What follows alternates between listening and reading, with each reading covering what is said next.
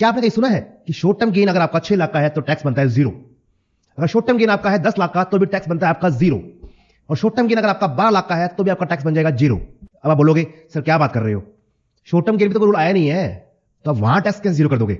वहां टैक्स 0 हो नहीं सकता कि वहां तो स्लैब रेट फिक्स है, आपको 20% फ्लैट टैक्स पे करना पड़ेगा जितना भी आपको शॉर्ट टर्म गेन करोगे तो।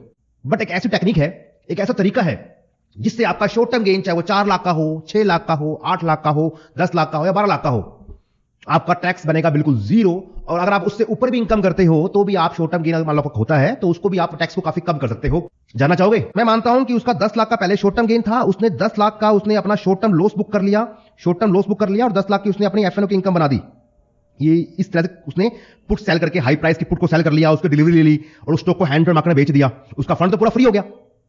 और इस तरह से उसने डिलीवरी लेने के बाद में स्टॉक को जो बेचा वो उसका लॉस चला गया, और डिलीवरी जो आई है वहां से उसका जो ऑप्शन था वो पूरा एक्सपायर हो गया, तो वहां उसको मोटा पैसा, उसका सारा जो लॉस या बुक हुआ है वो वहां उसका प्रॉफिट में आ गया।